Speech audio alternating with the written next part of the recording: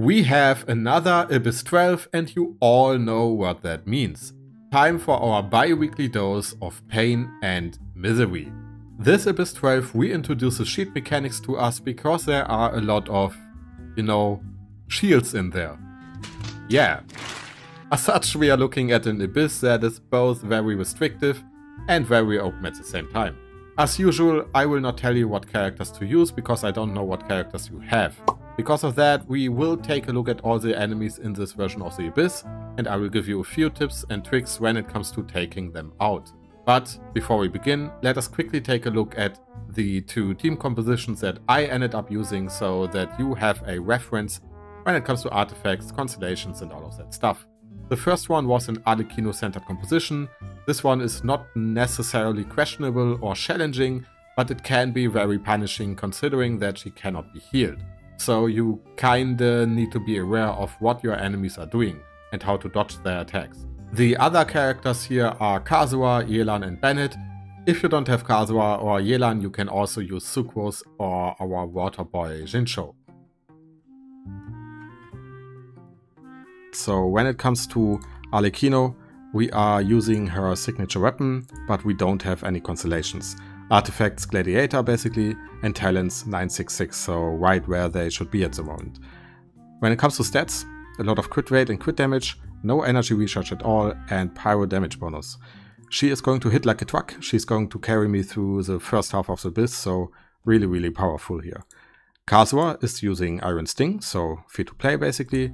Artifacts Viridescent Venera, he does have a constellation, but this one honestly doesn't do a whole lot for him. And we have 2-10-10 on his talents. Stats, super simple, energy recharge and elemental mastery. When it comes to Yelan, we are using her signature bow. We have Emblem of Severed Fate here, 4-piece bonus, constellations none of them, talents 10-10-10, so fully maxed out. And when it comes to stats, a lot of HP, crit rate, crit damage and 200% energy recharge. Bennett is using Aquila Favonia, which I just got recently, so super happy about that. It gives me a lot of attack here. And when it comes to artifacts, he's going to use the Noblesse set. Constellation 6, obviously, he is, one of the oldest characters in the game.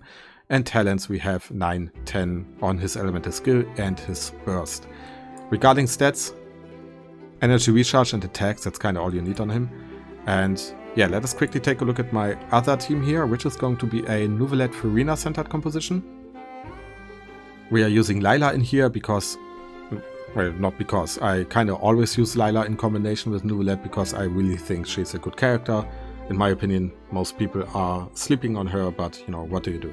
Jungling is in here due to a very specific reason that we are going to talk about later on. And obviously we have our Hydro Queen Furina here. She's going to support Mr. Nouvellette here, so yeah, this composition is going to absolutely shred through the second half of the Abyss this time around, and his stats are his stats. His gear basically is a Width Thief, Mouse CC Hunter, no constellations whatsoever, talents 10-9-9, and stats we are looking at a lot of crit rate and crit damage, keep in mind 30% more due to Mouse CC Hunter 4-piece. No energy recharge at all, as well as a lot or some hydro damage bonus here. When it comes to jungling, the catch, super free to play, you can get it from fishing. We are using Emblem of Severed Fate, Constellation 6 and talents 7, 9, 10. When it comes to stats, kinda only energy recharge, that is all there is to it, at least on my jungling. When it comes to Furina, we are using her signature weapon, which I honestly regret pulling because this one basically ate through all of my Primo Gems back then, and the same also applies to this nice woman here, because she kinda did the same, so feels bad I guess. Other than that, we are using Golden Trope, no constellations, we have 6-10-10, so basically maxed out, and when it comes to stats, some crit rate, crit damage, and a little bit of energy recharge and HP. Lila here is a super simple to build character. If you have no idea when it comes to Lila, just stack as much HP as you can get, while also using a little bit of energy recharge, so you can use your elemental burst from time to time. Other than that, we are using the Bowlight and Volkasha set, Constellation only 1. Constellation 4 is actually really good for a Nouvellette team, because you get charge attack damage here based on her HP. And talents, basically her shield, which is the only important ability here, is at level 8. So yeah, those are our two teams. Let us now talk more specifically about the enemies. Alright, when it comes to this version of the Abyss, let us first talk about our blessing here, which will give you basically when a character triggers Vaporize, Overload, Melt, Burning, Burgeon, Pyroswirl and Pyrocrystallize, you are going to reduce the elemental resistance and physical resistance of your opponents by 30%. So a really good blessing if you can make use of it. If not, then don't sweat it, I guess. For floor 12, for the first chamber, we have a bunch of Magu-Kenki enemies in here. And those guys, they don't have a lot of HP, but they hit like trucks and they attack quite often. So you basically have to face an onslaught of abilities here. If you can, use your elemental burst rotation in order to take them down as quickly as you can. From time to time, you will have a problem where, especially this guy here, the frost guy, will just charge away and he will... Dude, he charges all the way to Kenya. So if he charges away, he will never come back. So just restart your run, basically. There's nothing you can really do about it. But if you can, try to keep them grouped, because that will make it a whole lot easier for you. If you're having problems when it comes to dodging their attacks, you can also use a linear composition, for example, where you're basically just camping at the edge of the arena and you constantly shoot at them, and from time to time you just dip in, do your elemental burst rotation, and then you dip out again. When it comes to the second half, Mirror Maiden as well as Fatui Skirmishers, so not really that dangerous. The Samurai dudes, make sure to kill them at the same time, otherwise one of them is going to heal. But the big challenge here is going to be, or are going to be, the operatives. Those guys, first of all, they hit like trucks. Secondly, they have a lot of HP. In fact, fun fact here, both of their HP combined is more than any of the boss enemies for this version of the Abyss. So these guys are super tanky. Like I said, they hit like trucks. And if they hit you, they will also leave behind a bleed debuff, so characters like Layla or Zhongli are going to struggle if you don't dodge their attacks. Other than that, just burst them down as quickly as you can. If you're having problems here, you can also use freeze compositions, which we are kind of doing because we have Layla and Nuvelet, right? And you can just freeze those two enemies constantly over and over again. You can also use compositions that are going to use animal characters like Kazuha or Sucrose or maybe Venti, not sure, but I think Venti works as well, where you just keep them in a constant CC chain. So yeah, those guys, make sure that you dodge their attacks in one way or the other. When it comes to the second half, first we have our Icewind suit here, and this time around it is the version that has a cryo shield. And obviously for a cryo shield, you need pyro characters. So this is why we are using Arlecchino and all of the other pyro characters there. You can also use a Penuma or Usia mechanic, one of those two. So characters like Linne, Lynette, Freminet, Furina, Nuvelet, even, you know, Navia, for example, all of them work. Alright, so this is post-edit Vakosi, and it's actually Usia-based attacks. I just looked it up, and if your character is doing Penuma, then you will not break the shield. But characters who are doing Usia-based damage are Lynette, for example. Navia is also doing it. Where is she? There she is. Navia is doing it with her elemental skill, right? You can also use Furina. She kind of has both of those mechanics, right? You can switch Furina's mode when it comes to Usia and Penuma. But characters who can't break it are Nuvelet, for example, or Linne. He can't break it as well, right? So keep that in mind. But in the case of Linne, it doesn't really matter because he's a pyro character, so he can break the shield anyways, right? But yeah, that's kind of it. So let's return to the actual video. Make sure when it comes to the Icewind suit that you dodge its attacks because they are going to hit like trucks, and one of them will constantly be at the edge of the arena throwing like kind of wind slashes at you, but you can dodge those easily. So make sure that you don't get hit by those. Other than that, just go through your typical elemental burst rotation, whatever type of team you're going to use, right? And try to take them down as quickly as you can. You can, by the way, and that applies to every single enemy in here, you can use your elemental burst in order to dodge attacks. So if you have to, do so. When it comes to the second half, we have pyro agents, not really that dangerous. We have some Eremite dudes, not really that dangerous. If you're struggling with those two, kill their pets. That will stun them and that will also do damage to them. So do that if you're struggling here. And when it comes to the Lecter, we are going to face Electro Shields, and that is why we are using Jungling in our Novelette team. Jungling in combination with Layla is going to absolutely destroy those shields. You can use Novelette's and Furina's bursts in order to bring down their HP as quickly as you can, but try to save up Jungling's and Layla's burst, or whatever Pyro and Cryo character you're going to use, right? Save their bursts for those shields. And if you do so, you should be fine when it comes to the chamber. Obviously, one thing to point out here, if you manage to clear Chamber 1 and Chamber 2 fairly comfortably with 3 stars, then you shouldn't struggle on Chamber 3, because the first two are honestly, in my opinion, more challenging than Chamber 3. For Chamber 3, we have a bunch of unnoteworthy enemies in here. The Fatui Skirmisher, he puts up a Cryo Shield if you don't take him out quickly enough, but, you know, shouldn't be really that much of a problem. And the other guys here, the only annoying enemies, I guess, in a way, is the Construction Specialist here, because he does have an attack where he is using some kind of whirlwind. So if he's doing that, you can't attack him with melee characters, so be aware of that. When it comes to our Baptiste here, this guy, he has a Fire Shield, a Frost Shield, and an Electro Shield. The Fire Shield, we are using Novelette and Furina, so this one will melt away basically. The Frost Shield, we are using Jungling, it will melt away as well. And the Electro Shield, Jungling and Layla combined with their Elemental Burst will also melt that away. That is why we're using the composition that we are using.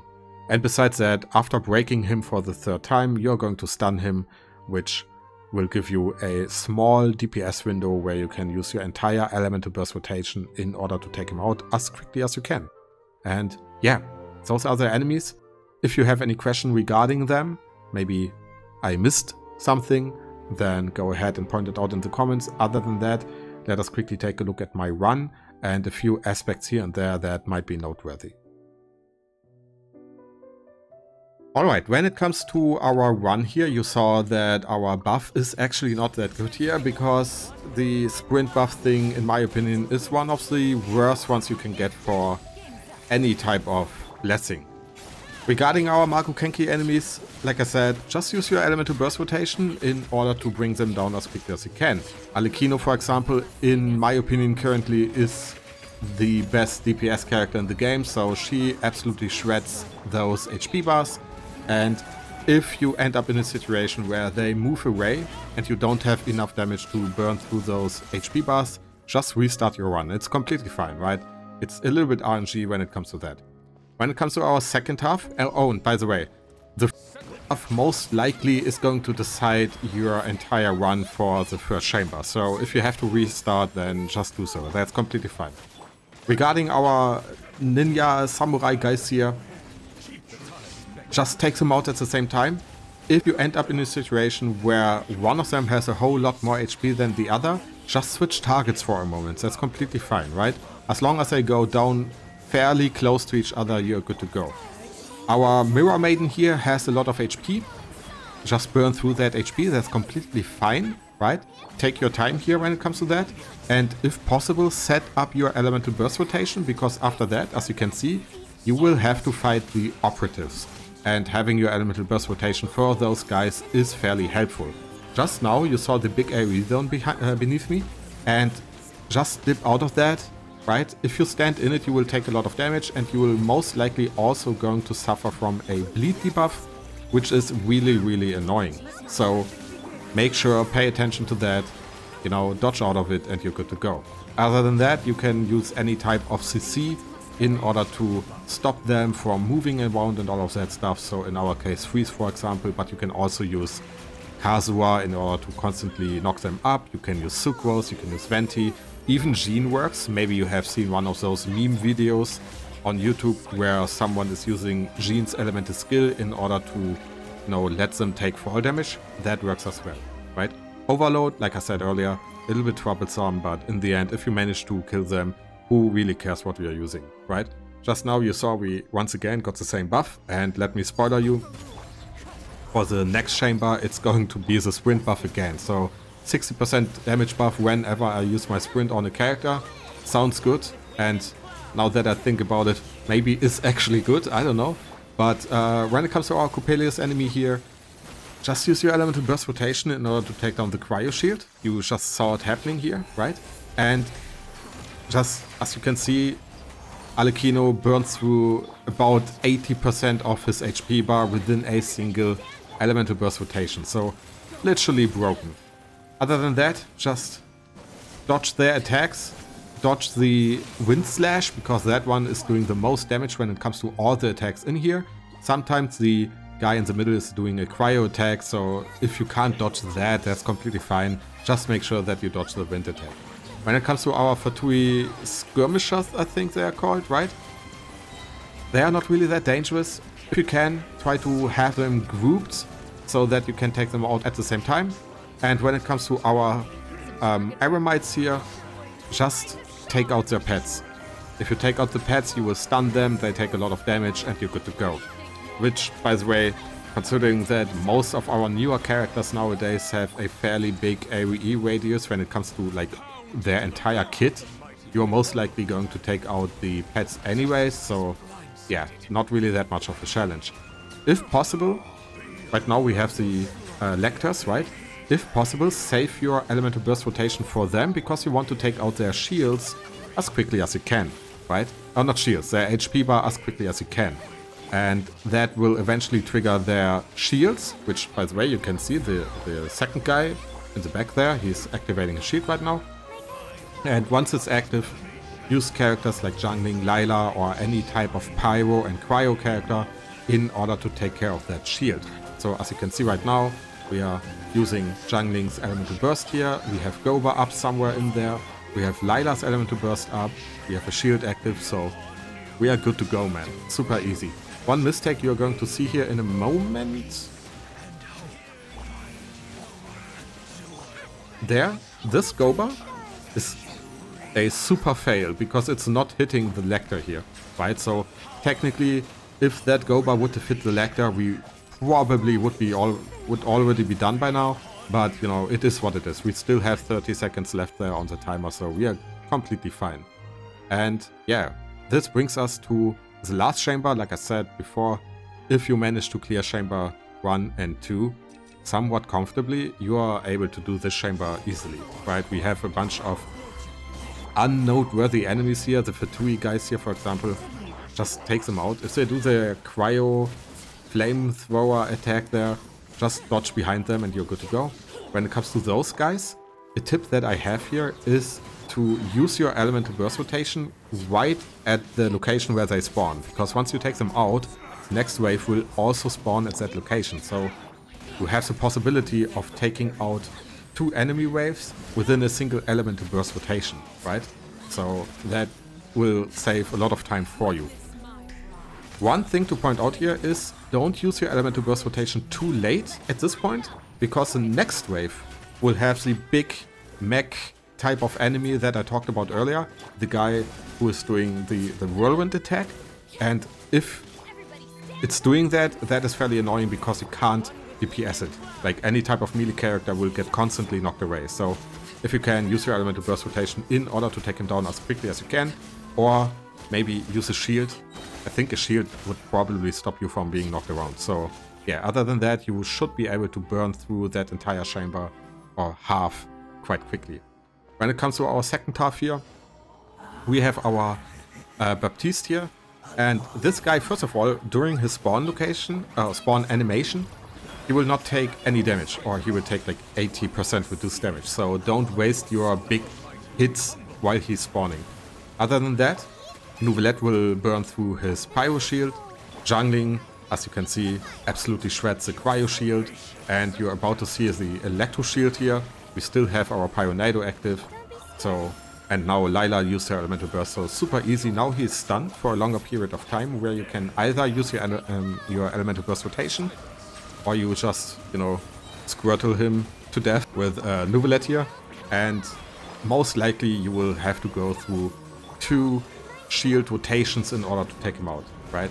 If you need more, then that's completely fine as well, as long as you manage to clear it in time. And as you can see, we still have 50 seconds left, right? So a lot of time. Yeah, other than that, this is the end of this version of the Abyss. Fairly simple, like I said, it's all about using the correct elements for the enemies in there, and if you do so, you should be able to clear it fairly easily. I, for once, will return to the Mines of Moria now, and if the guide was helpful, then leave a like, comment, a sub, whatever, right, up to you. And other than that, I wish you all a great day or night wherever you live, and I will see you in the next video. Bye bye.